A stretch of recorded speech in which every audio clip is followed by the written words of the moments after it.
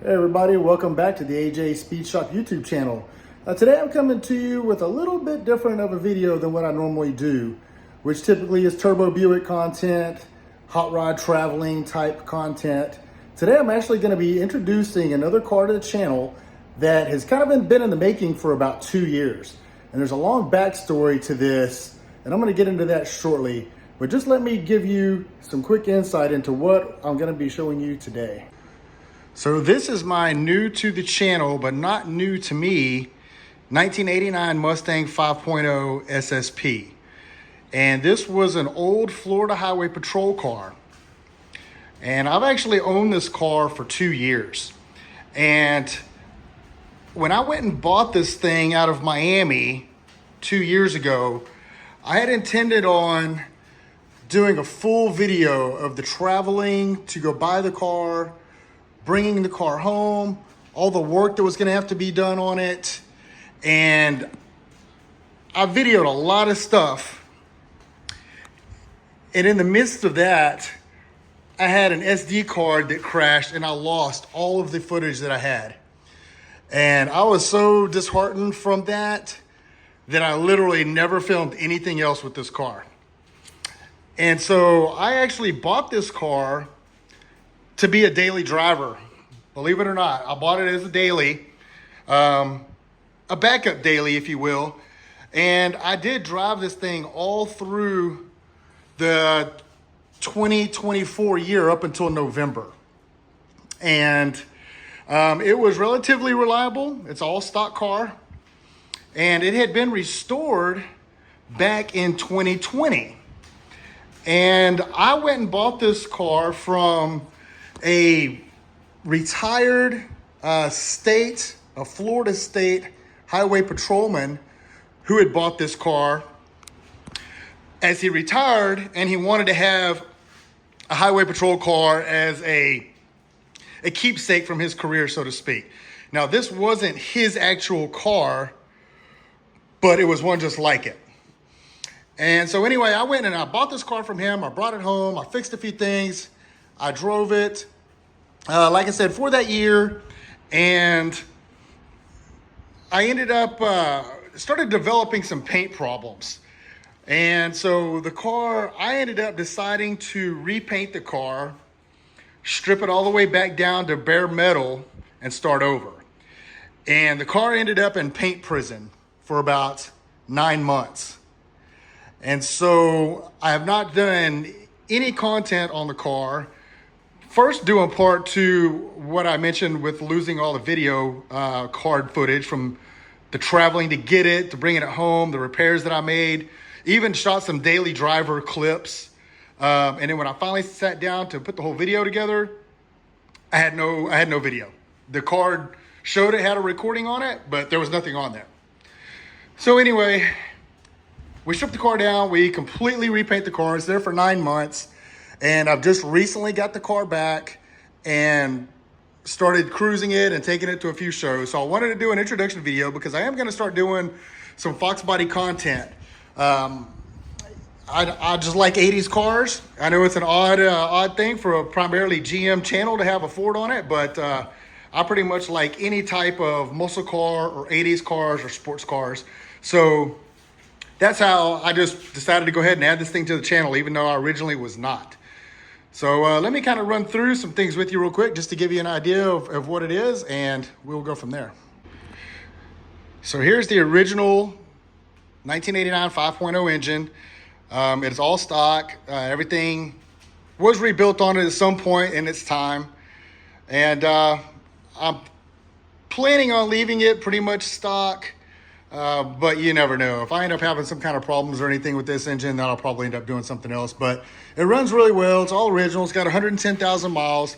It does appear to have had some sort of cheap rebuild on it. I ran a borescope down through the spark plug holes, and I can tell it doesn't have the factory pistons in it. So it's been rebuilt, but it's still seems to be pretty much stock. We just got it cleaned up and detailed well. This being an SSP car, it does have the blue silicone hoses on it. The power steering cooler for the SSP car package is not on there. That thing apparently went missing somewhere. in time, but pretty clean little motor, runs good, it's pretty reliable, it's pretty good on gas. When I was commuting in it for about a year, it would average about 18, 19 miles a gallon. The only thing that I've changed on it was I did put a Lincoln Mark 8 electric fan on it and a 200 amp alternator. When I had the clutch fan on it, this thing just would not stay cool in traffic. Down here, we're south of Houston, and it's routinely, 95 to 100 degrees during the summertime here. Then running the AC, this thing just would not stay cool. It would be nothing to get up in the 230s before with the stock clutch fan. So put the Lincoln Mark 8 fan on. Now it never goes over 200 ever.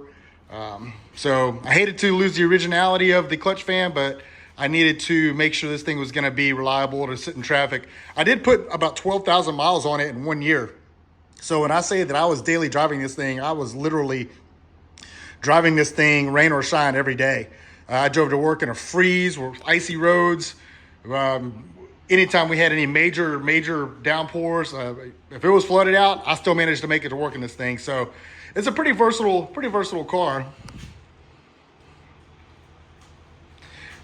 Upon repainting the car, it kind of turned out nicer than what I was anticipating for a car that I wanted to use as a daily driver. But show you what you've got in here.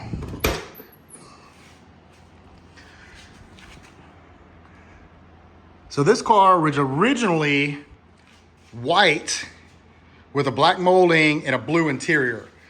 And when it was restored, they converted the interior over to black. And so I've just, of course, kept it that way as well. I did put the LMR gauge cluster in this thing because I was having issues with the factory gauges. I do have the factory 160 mile an hour calibrated speedometer for it.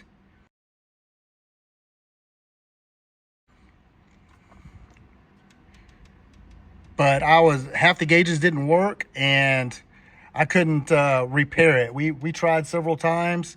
I had the gauge cluster out about 5 or 6 times trying different things, and I was not able to get all the gauges to work. So for daily driving purposes, I went ahead and put this aftermarket cluster in that looks pretty close to stock, but it actually works. I do have an aftermarket stereo in the car, so we can do Apple Play and all that stuff. But it's T5 5-speed. Originally, the car had 273 gears in it, and I didn't like driving the car with the 5-speed in traffic with 273 gears. So I changed it over to, I had some 355s put in it. This T5 transmission is actually a Z-Spec T5, so it's got different gearing than the factory original T5s. So it did not play well with the 273 gears, but now with the 355s and this Z-Spec T5, it drives as it should.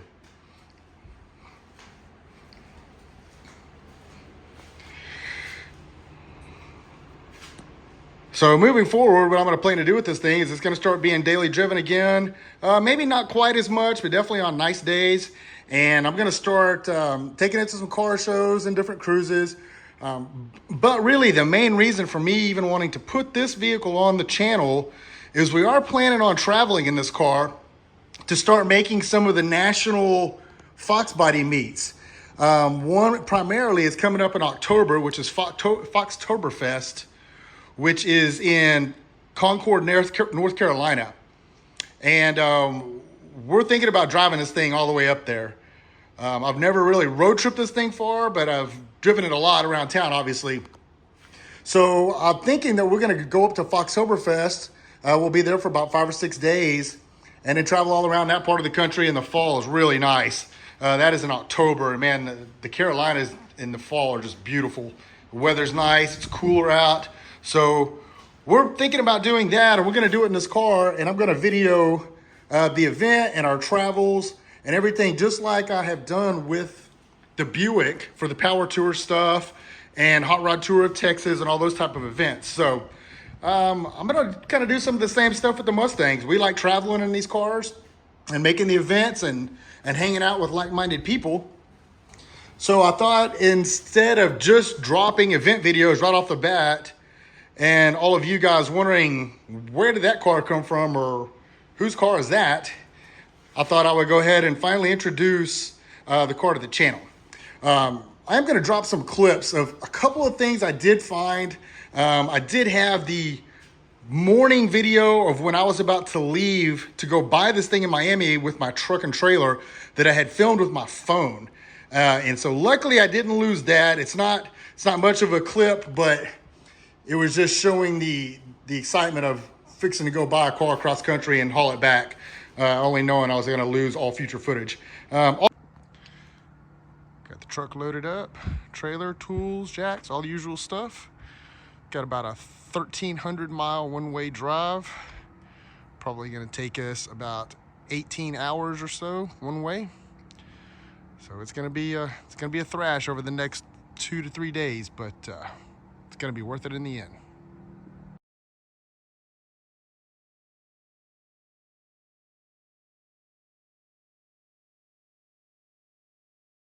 Also, I'm gonna drop some shots of the restoration that I've done on the car. We had the car gutted out. It was completely just a shell, other than the engine was still in the car. So I'm gonna drop some clips here, some still shots and stuff, and just kind of so all you guys can take a look and see of what all went into getting it to this state. It was pretty extensive body work, and it had a lot of old road damage underneath that we didn't know about until we got it stripped all the way down to bare metal. So I'm gonna leave some shots of some of that.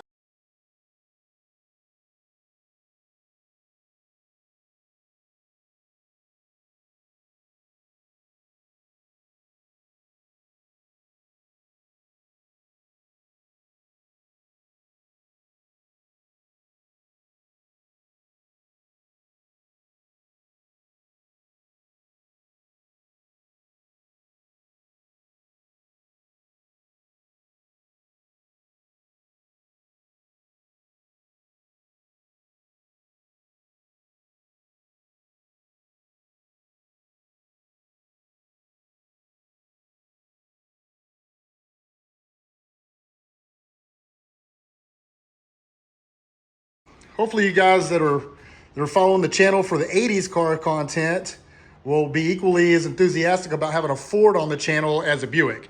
We all know the Grand Nationals and the 5.0s were great rivals all through the 80s and early 90s. So I like having one of each. It's kind of like having two bad kids that fight all the time. So look forward to some different type of content. Same kind of topics, but just from a different side. It's coming from the Ford side with the 5.0 gang. There's a huge Foxbody community out there, way more so than the Turbo Buick community, mainly because they just made so many more Mustangs for so long. So I'm hoping to get a lot of new viewers, and hopefully some people will find value in what I'm doing with these 80s cars and continue to watch my videos. Hey guys, let me give you some brief details on what the SSP package, which stands for Special Service Package, included when you got that package on an 80s Ford Mustang. That was specifically for highway patrol cars or any Mustangs that would have been designated or ordered to be used for law enforcement. So the first detail that you'll notice on an SSP car is you'll only have one key. One key operates the ignition, doors, and trunk. I guess they were just trying to simplify things for the police officers. Another thing that you will notice is all SSP cars will have an electronic trunk release mounted on the driver's side. And the point of this was so the officer could get to the trunk, which is where his rifle and other equipment would have been stored, so he could get to it quickly without having to shut the ignition off and leave the car running.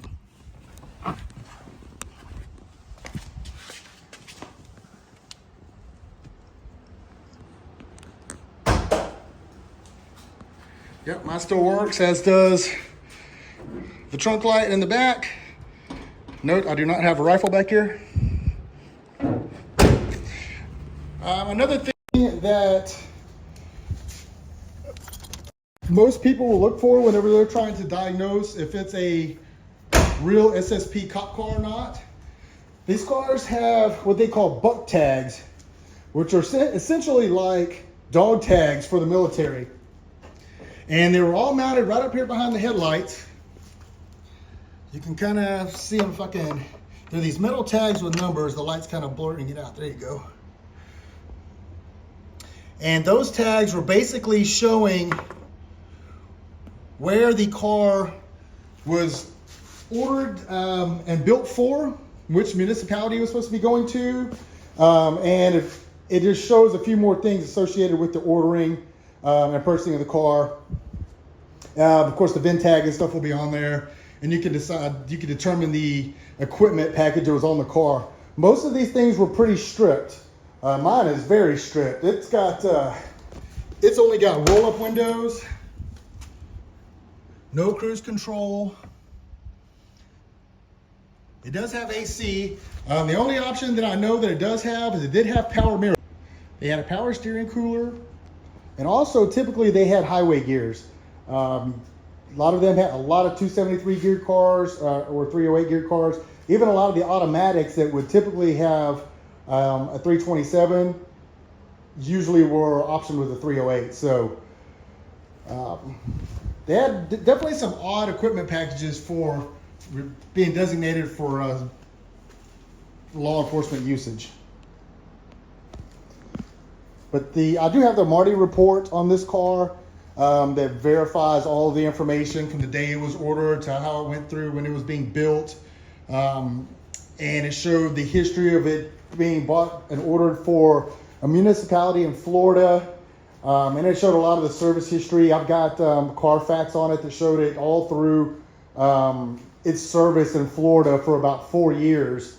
It looked like it served actively for about 4 years, and then I guess it must have been sold off and then traveled around after that. But don't have a whole lot of history on the car, but it's got some pretty neat history on the stuff that I do have. So one thing that is incorrect on my car that I did so knowingly is the hood insulation. SSP cars did not come with hood insulation, so I did add that myself, mainly because I just repainted the car and I did not want to take a chance on getting that slick as glass paint, creating issues with the paint from getting too hot, especially for daily driving it and sitting in Houston traffic like I do with this car. So for the purists that might be watching this, yes, I know that the hood insulation is not correct for this car. A few other non-factory honorable mentions on this thing. It does have aftermarket LMR pony wheels on it in 17s. It's got the SVE lowering springs, so it sits down about an inch or so lower. So there's a few modifications to it that I tried to make subtle, but would improve how the car would drive. But I'm definitely trying to keep it very much retro looking. Any future modifications that are done to the car in the event that we do anything with the engine or anything like that will definitely be period correct, as they say. Definitely going to keep this thing retro. It's not going to get really any more modernized than what it is right now. Going to try to keep it very much late 80s, early 90s. I just like that decade. I grew up with those cars in that time. And I just think keeping it period correct would be really cool. Even if we do have to put a few modifications on it to make it a little more fun to drive down the road. But anyway, if you've made it this far, I really appreciate you guys watching the video.